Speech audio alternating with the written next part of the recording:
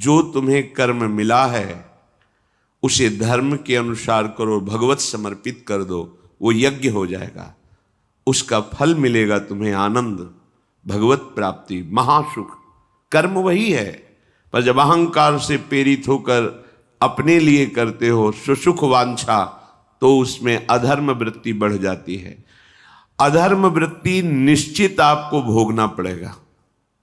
यदि भगवान की शरण में हो जाओ, अबलो नशानी अबना नशई हो, वो कृपा करे तो सब क्षमा हो जाए। वो कह रहे हैं कि हम तो हम सर्वपापेभ्यो मोक्षयिष्यामि मा शुचा। नहीं तो आपका जो कर्म प्रकाशित नहीं हुआ है और आपने पाप कर्म किया वो गुप्त है, वो नष्ट नहीं हुआ, वो भयंकर रूप रख के तैयार है, अपने समय पे तुम्हें नष्ट कर देगा। एक 45-50 वर्ष की अवस्था के थे, अब उनको ज्ञान हुआ कि हमारे द्वारा बहुत अधर्म हुए हैं, अब सब छोड़ो, अब सत् कार्यों में लगो। तो उनके सामने एक स्वर्णकार का मकान था। वो बहुत ही कपटपूर्ण व्यवहार करता था, भोले भाले लोगों को असली स्वर्ण लेकर के केवल स्वर्ण का लेप करके अलंकार बेचता। अगर कोई जानता तो कुछ राज कर्मचारियों को अपने ले के अधीन किए हुए था और उसको कुछ नहीं होता। तो जो राज कर्मचारी उसके रहस्य को जानते थे वो रात में ड्यूटी देते थे। उन लोगों ने सोचा कि इतना धन इसने इकट्ठा किया है, अगर हम इसको मार देते हैं और इसका स्वर्ण ले लेते हैं तो कोई रिपोर्ट करने वाला भी नहीं होगा और हम बहुत धनी हो जाएंगे। अधर्माचरण करने वाला कभी सुखी नहीं हो सकता। स्वर्णकार अधर्म आचरण कर रहा था तो उसके अधर्म आचरण में सम्मिलित होने वाले राज कर्मचारियों ने उसे मार दिया, उसका स्वर्ण ले लिया, धन ले लिया और उसे एक बॉक्स में बंद करके वो निकल ही रहे थे कि वो जो धर्म पे चलना ठाना था उन्होंने देख लिया। बाहर निकले, उनका ये क्या है, अब वो तो फंस गए क्योंकि बॉक्स में उसकी लाश थी और सब बैग झोला में स्वर्णाभूषण धन था। उन्होंने तुरंत उसको कहा, आवाज मत दीजिएगा, देखो हम तुम्हें हिस्सा दे देंगे, ये जो धन हमारे पास है इसको हम 3 हिस्से में बांट लेंगे और इसको हम नष्ट कर देते हैं, कोई जानेगा नहीं, हम राज कर्मचारी हैं, किसी तरह का फसाव नहीं होगा। उन्होंने कहा, ये मैं अधर्म का कार्य नहीं कर सकता, मैं तो अब हल्ला मचाऊंगा, सबको बुलाऊंगा और बताऊंगा कि तुमने इसकी हत्या की है और इसका धन अपहरण कर रहे थे। अब राज कर्मचारी, उन्होंने सोचा हमारी ड्यूटी भी जाएगी, धन भी जाएगा, सजा भी मिलेगी। दोनों ने इशारे में ही बात कर ली और हल्ला मचा के दौड़ पाए, पकड़ो इसे, पकड़ो, जाने न पाए। उसे पकड़ लिया, लोग इकट्ठा हुए, क्या हुआ, देखो ये धन अपहरण करके जा रहा था, इसकी हत्या कर दी। तो हम लोग गश्त लगा रहे थे तो हमें शंका हुई, आए तो देखा ये पकड़ा गया, जो धर्म से चल रहा था उसको पकड़ लिया। अब तो प्रमाण, राजकर्मचारी खुद गवाही देने के लिए तैयार, उसे बंद किया गया, मुकदमा हुआ। वो बार बार जज के सामने यही कहता था, जिसकी कसम खवाओ हम कसम खा लेते हैं, हमने बिल्कुल ये कार्य नहीं किया, ये लोग ये कार्य कर रहे थे, हमने इनको रोका तो इन्होंने मुझे साझेदारी के लिए, पर मैंने वो स्वीकार नहीं किया तो फिर इन्होंने ऐसा किया। पर उसकी कौन बात माने, राज कर्मचारी गवाही। मुकदमा लंबा खिंचा, उसे जेल में रखा गया। हर बार आके वो यही प्रार्थना करता, कई वर्ष तक चलता रहता मुकदमा, जेल का उसे बड़ा कष्ट भोगना पड़ता। वो विचार करता कि मैं अगर हिस्सा ले लेता तो बच जाता, लेकिन धर्म से चल रहा था तो देखो मुझे कष्ट भोगना पड़ा। मुझे लगता है भगवान के दरबार में न्याय नहीं है, धर्म रक्षा नहीं करता, ऐसा लगता है। एक दिन आया और रो करके यही बात कही जज के सामने कि मुझे लगता है भगवान नहीं है। क्योंकि मैं बार बार सत्य को साक्षी करके कहता हूं कि मैंने ये कर्म नहीं किया और मुझे दंड दिया जा रहा है, मुझे क्लेश दिया जा रहा है धर्म से चलने के कारण। अगर मैं सम्मिलित हो जाता तो मुझे तीसरा हिस्सा मिलता और बिल्कुल बात शांत होती। ये क्या धर्म है, कहां भगवान है? जज ने इस पर गौर किया। कई वर्ष वो जेल भोगता रहा, मुकदमा चलता रहा। तब जज ने गौर किया कि बार बार ये कहता है इसकी जांच की जाए, तो हत्याकांड होते ही रहते हैं। एक शव आया वहां, जज ने मंगवाया था, जो पोस्टमार्टम के लिए जाता है, मंगवाया और कहा देखो इसका कोई नहीं है, अंतिम संस्कार के लिए अपने ही लोगों को जाना है। तो 2 कर्मचारी जो थे सरकारी, जो स्वर्ण चोरी में सम्मिलित थे, उनको और उसको कहा कि बस तुम थोड़ी देर नदी के किनारे बैठे रहना, हम और लोगों को लेकर के आते हैं। और एक आदमी को छुपा के बैठा लिया और राज कर्मचारी नदी के किनारे शव को लेकर बैठे। उसको देखा जिसको बहुत कष्ट दिया जा रहा था, सारा आरोप उसके ऊपर था, जो धर्म से चल रहा था। उसे कहा माना नहीं ना, अगर मान लेता तो तीसरा हिस्सा भी मिल जाता, बात वहीं खत्म हो जाती है। देखा, फंसा दिया, तेरे को आजीवन कारावास मिलेगा, कोई नहीं बचा सकता तेरे को। मेरी बात नहीं मानी, कह रहा था हल्ला मचाऊंगा, ऐसा वैसा, अब भोग। तो जज के द्वारा जो एकांत में बैठाला हुआ आदमी था, उसने पूरी बात सुनी। इसीलिए ये नाटक रचा गया था।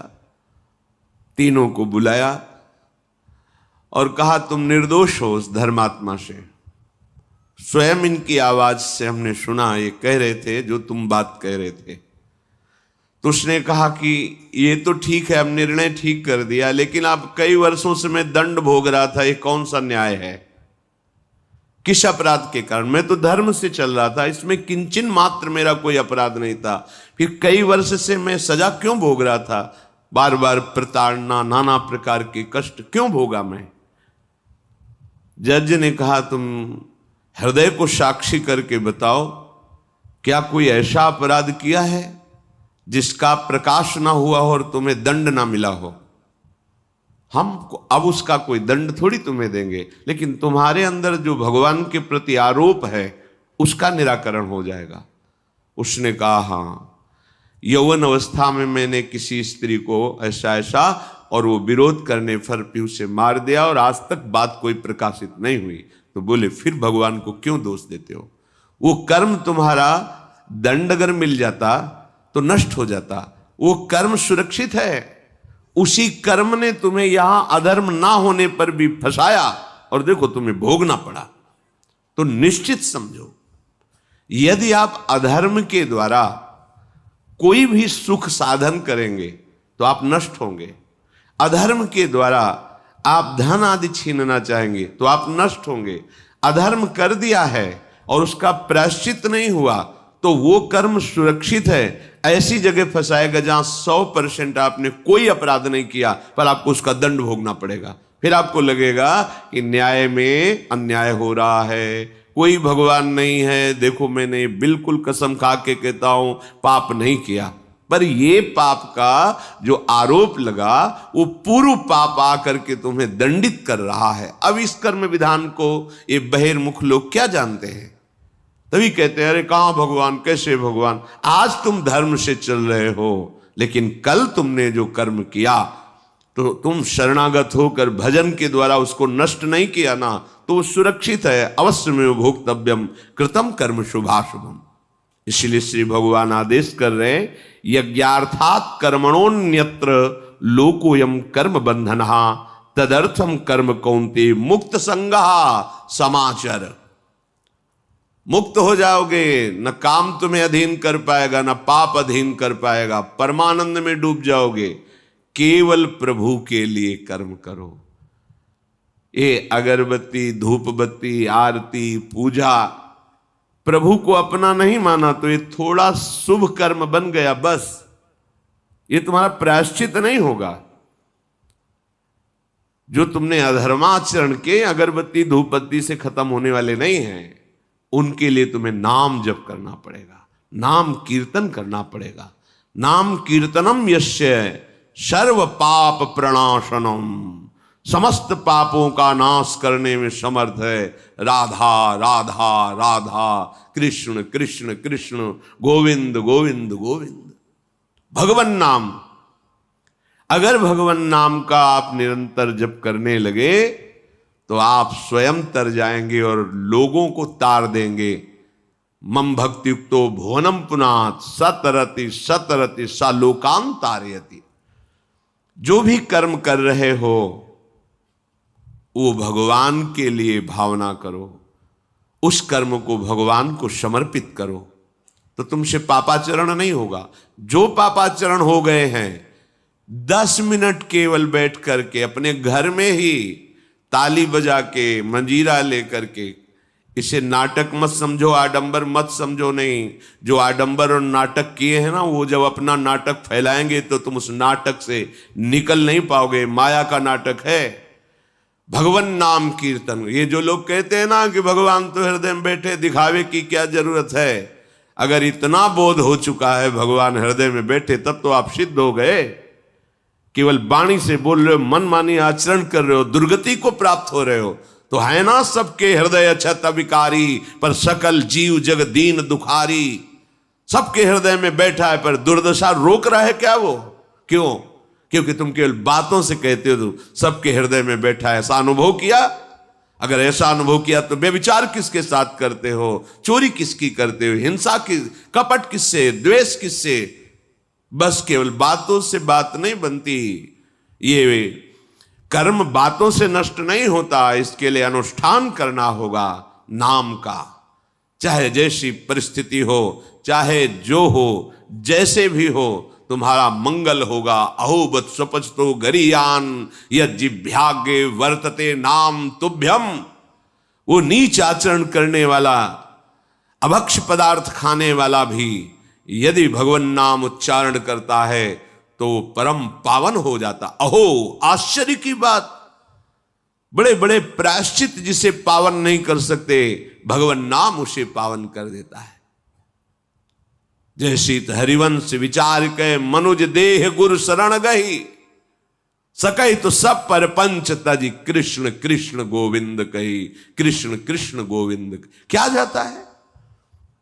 हम तो ये नहीं कह रहे कि तुम नहा के जपो, तुम ऐसा जैसे हो, जहां हो, गोविंद गोविंद, राधा राधा राधा वल्लभ श्री हरिवंश, तुम पावन हो जाओगे प्यारे। तुम्हारी दुर्गति, तुम्हारी विपत्ति, तुम्हारी उन्नति में जो बाधक कर्म है उनको नष्ट करो। किसी से भीख मांगने की जरूरत नहीं, कृपा की। अगर नाम जप नहीं तो कहीं भी भाग के चले जाओ, देख लो तुम्हें क्या मिलता है। नाम जप करो, तुम स्वयं देने वाले बन जाओगे। मांगना मिट जाएगा जन्म जन्म का।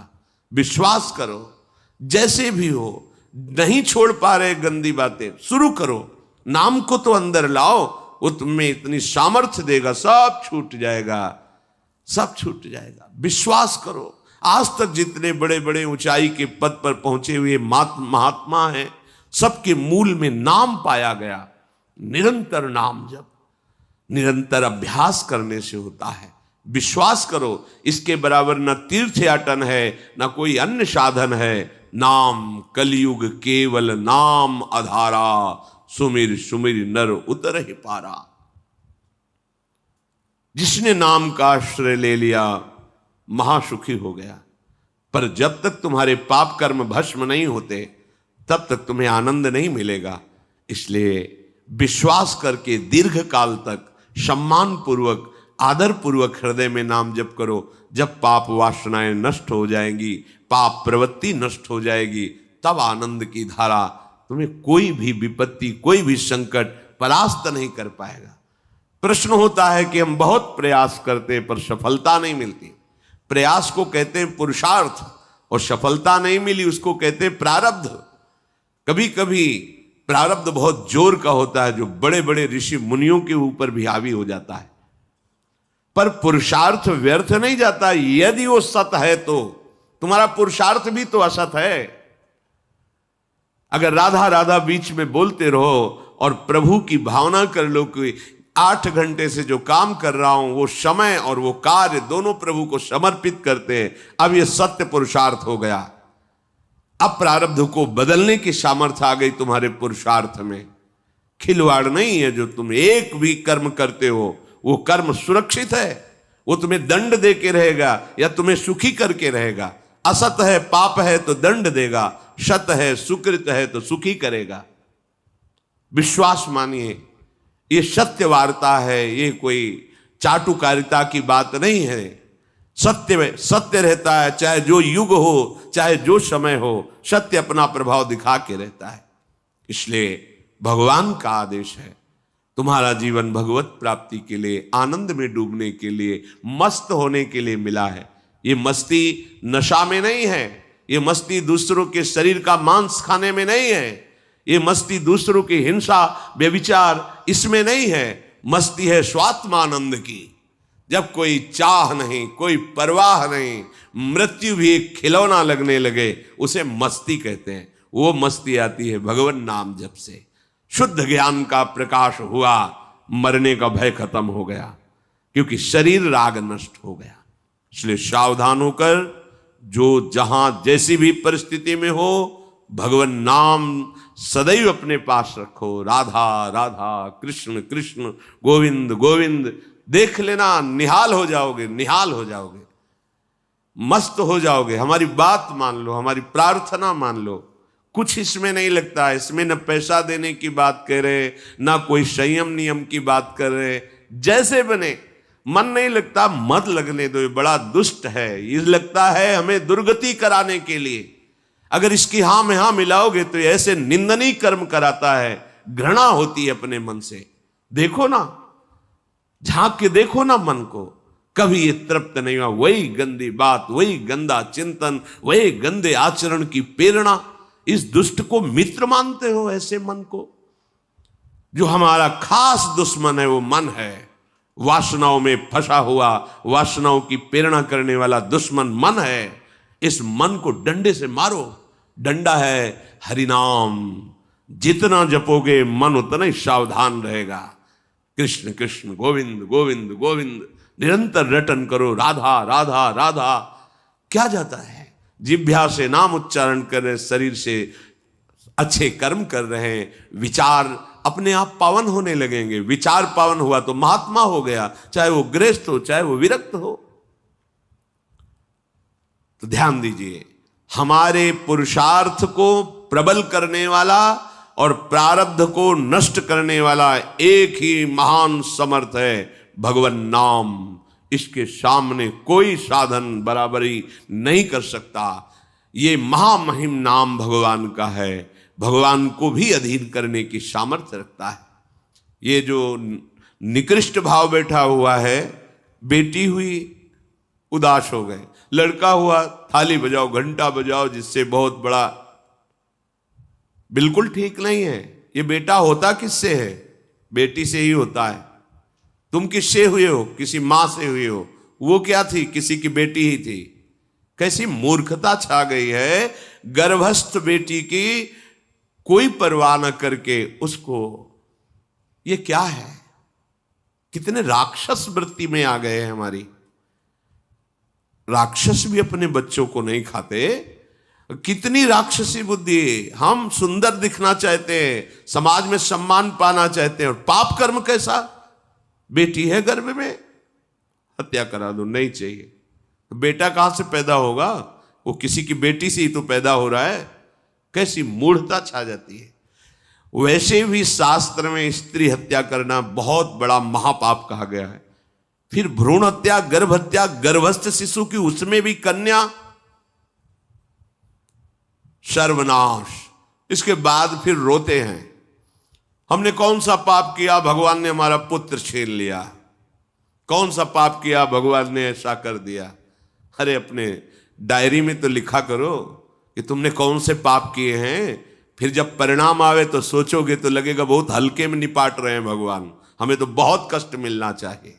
कैसी कैसी निर्दयता बैठ गई हो। हम मनुष्य कहलाते हैं, सदगृहस्थ कहलाते हैं, गर्व से चलते हैं।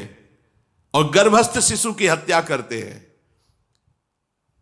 मान जाओ, ना सत्संग सुन रहे हो, ना शास्त्र स्वाध्याय कर रहे हो, इसलिए तुम्हें पता नहीं कि तुम कौन सा पाप कर रहे हो।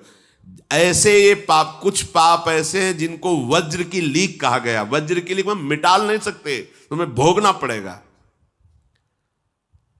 जो गृहस्थ है और संतान नहीं है, उस जीवन को सार्थक करने के लिए अपने गृहस्थ जीवन का त्याग करो, तीर्थ धाम कहीं वास की व्यवस्था करो और दोनों मिलकर भजन करो, अपने शरीर को पूरा करो, तो जीवन सार्थक हो जाएगा। अगर गृहस्थ है, संतान है, पढ़ाओ लिखाओ, उसको उसी योग्य करो जैसे तुम्हारे माता पिता ने किया है, तो तुम उस ऋण से मुक्त हो जाओगे। और फिर भी भजन करो, भजन ही तुम्हें भगवान की प्राप्ति कराएगा। दूसरा, जो अपने धर्म से भ्रष्ट हो चुका है, उसका जीवन व्यर्थ है। आपका एक धर्म है, सबसे पहला धर्म है मनुष्य धर्म। मनुष्य का क्या कर्तव्य है? अपने प्राणों का भी बलिदान देकर दूसरे की रक्षा करना, और यहां अपने मन को सुख पहुंचाने के लिए दूसरे की हत्या कर देना। कैसा राक्षसी भाववृत्तियों में आ गया। देखो, अगर कोई माता बहन एकांत मिल जाए तो बस राक्षस जैसे टूट पड़ते हैं, ऐसे स्वभाव, मार दो, जला दो, काट दो। बड़ी दुर्गति होगी, देख लेना, यहां भी होगी। छुपा के भी कर लो, तब कर्म प्रकाशित होगा। जब तुम अपराध नहीं करोगे, अपराध नहीं करोगे, तब वो अपराध तुम्हें फंसाएगा और जीवन भर रुलाएगा। मरने के बाद नर्क मिलेगा। नर्क माने बड़ी जेल है, वो बड़ी जेल, ये छोटी जेल है। जैसे बड़े अपराधियों को बड़ी जेलों में भेजा जाता है, तो विश्व ब्रह्मांड की सबसे बड़ी जेल और वहां के सबसे बड़े जेलर यमराज, वहां दंड मिलता है। आप ऐसा ना सोचिए कि ये सब गप है। गांव में जैसे बात करे तो लगता है गप है, जब जेल हो आते हैं ना तो कहते हैं। एक गांव में मिले थे, कहा था कि अगर रोज 5 जूता कोई गांव में हमें मारे तो हम उसे सह लेंगे, लेकिन दोबारा जेल जाने वाला आचरण नहीं करेंगे। दिखा रहे थे कि देखो कैसे कैसे कष्ट वहां के कैदी भी मारते हैं जो बहुत पुराने हो गए हैं, वो हमको अनुशासन में रखते हैं। ऐसा ऐसा कितना कष्ट। अब वो गया ना तो भोगा, अब माया के कारण स्मृति नष्ट हो गई नहीं, सैकड़ों बार अपने भी भोग के आ रहे हैं नरक। दूसरे, उसका जीवन नष्ट है जो धर्म का त्याग कर चुका है। तुम पिता माता से प्रकट हुए, तुम्हारा धर्म है माता पिता की सेवा करना।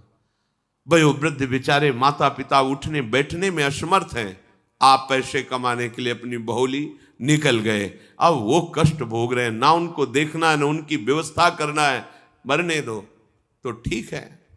तुम्हें जब परिणाम आएगा तब तुम भी तो बनोगे ना वृद्ध, तब तुम्हें पता चलेगा। अवश्य में भोक्तव्यम कृतम कर्म शुभाशु। होश में, माता पिता सबसे पहले भगवान हैं यदि आप गृहस्थ हैं तो। अगर आप बाल्यावस्था से भगवान के मार्ग का अनुसरण कर रहे हैं तो फिर भगवान प्रणत कुटुंब पाल रघुराई, भगवान व्यवस्था कर देते हैं। वैराग्य मार्ग में लौटकर पीछे नहीं देखा जाता।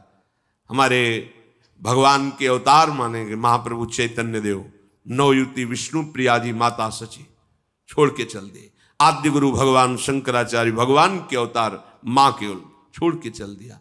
भगवान के मार्ग में यदि ऐसे चले तो भगवान संभाल लेते हो। परम पद मिलता है 21 पीढ़ियों को। मां तो बिल्कुल नजदीक है, 21 पीढ़ियों को भगवत प्राप्ति हो जाती है। और शब्द है प्रणत कुटुंब पाल रघुराई, भगवान स्वयं उसके परिवार का पोषण करते हैं। पर यदि गृहस्थ धर्म में हो और अपने माता पिता का त्याग कर दिया, उनकी सेवा नहीं करते, वो दुख भोग रहे, तो नरक यंत्रणा मिलेगी और जीते जी तुम उन्नति को प्राप्त नहीं हो सकते। तुम्हें भले उन्नति दिखाई देती हो, बाद में परिणाम देख लेना आप।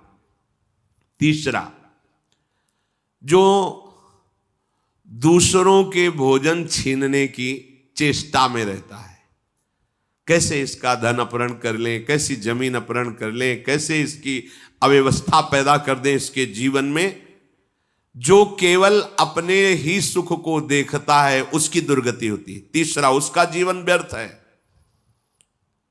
जो दूसरों के सुख का अपहरण करके सुखी होना चाहता है, सदैव केवल अपने सुख में डूबना, सोचना कैसे मैं सुखी हो जाऊं, अधर्माचरण करूं, छीन लूं, क्या करूं, कैसे करूं, उसका जीवन व्यर्थ है। और चौथा, जो आए हुए साधु महात्मा अतिथि का अनादर कर देता है, अपमान कर देता है, सारे सुकृत नष्ट हो जाते हैं। ये चार का जीवन बिल्कुल व्यर्थ हो जाता है। इनको असत जीवन कहा गया है, वृथा जीवन कहा गया है। इसलिए हे युधिष्ठिर, ये चार दोष कभी हृदय में ना आने पावे। आरूढ़ पतिते दत्तो मन्यायोपहृतम चयत व्यर्थम तु पतिते दानम ब्राह्मणे तस्करे तथा। बहुत ध्यान देने योग्य बात। जो वानप्रस्थ या विरक्त भाव संन्यास ले लेते हैं और कुछ वर्ष चलने के बाद मैं तो इस पे नहीं चल पाऊंगा लौट जाते, उन्हें घोर नरक की प्राप्ति होती है। कुछ भी कर लो, ये भारी अपराध तुम्हें नरक की प्राप्ति कराएगा। मार्कंडेय जी महाराज युधिष्ठिर को उपदेश कर रहे हैं। एक बार एक सन्यासी जी ने कहा था कि हमने गुरुजनों से सुना है कि यदि वचन से संकल्प ले ले कि बस अब कुछ महीने बाद हम सन्यास ले लेंगे और विरक्त होकर भगवान का भजन करेंगे, और यदि वो ऐसा नहीं करता तो उसे चंद्रायण व्रत रहना चाहिए, तब उस पाप से मुक्त होगा। चंद्रायण व्रत कहते हैं प्रतिपदा को 1 ग्रास, द्वितीया को 2 ग्रास और अमावस्या को 15 ग्रास, फिर नीचे घटाते चले जाओ 14, 13, 12, 11 ऐसे पूर्णिमा को पूर्ण 1 महीने से उपवास रहने से हम सन्यास लेंगे। इस बात के अपराध का उसको सन्यास लिया नहीं, केवल घोषणा कर दी थी। और जो सन्यास ले लिया या वानप्रस्थ, वानप्रस्थ कहते हैं पत्नी के सहित विरक्त होकर भजन करना। गृहस्थ में थे, अब निर्णय कर लिया कि अब आजीवन हम ब्रह्मचर्य रहेंगे और भगवान का भजन करेंगे, धाम तीर्थ वन आदि में रहकर वो जीवन में दोनों भजन करके भगवान की प्राप्ति में लगा, उन्हें वानप्रस्थ कहते हैं। सन्यास जो पूर्णतया वैराग्यवान होकर केवल भगवान के आश्रित जीवन। सन्यास मार्ग में माता पिता परिवार का दिया हुआ कुछ स्वीकार नहीं किया जाता, उनके द्वारा भरण पोषण नहीं स्वीकार किया जाता। अगर स्वीकार करता है अपने धर्म से भ्रष्ट हो जाता है। ये मनमानी आचरण, न शास्त्र स्वाध्याय है न सत्संग में श्रद्धा है। मनमानी आचरण से अध्यात्म मार्ग प्रकाशित नहीं होता। जिसने सन्यास ले लिया और वो फिर गृहस्थ में लौट जाता है कि अब हमसे तो होने वाला नहीं, तो उसे आरूढ़ पतित कहते हैं। आरूढ़ पतिते दत्तो मन्यानयोपहृतम चयत, उसको दुर्गति प्राप्त होती है। इसलिए होश में ये मार्ग ऐसा नहीं अब हमारा मन नहीं लगता, अरे अहो भाग्य है कि तुम्हारे भाग्य से विषय भोग मिटा दिया भगवान ने, तुम्हें परमार्थ का मार्ग दे दिया। जिसको छोड़ना कठिन है भगवान ने उसे काट दिया, चलो मेरे मार्ग में चलो। हम मनमानी आचरण नहीं, बिल्कुल नहीं। यहां शास्त्र आदेश करता है। ऐसे नहीं होना चाहिए कि 4 दिन हुए कपड़ा उतार दिया, कपड़े बदल लिए, 5वें दिन फिर उसी पोशाक में। तो जानते हो इससे क्या होगा? जीवन भर कुछ कर लो, दुर्गति प्राप्त होगी। तस्मात् शास्त्रम प्रमाणम ते कार्य, ये कानून है।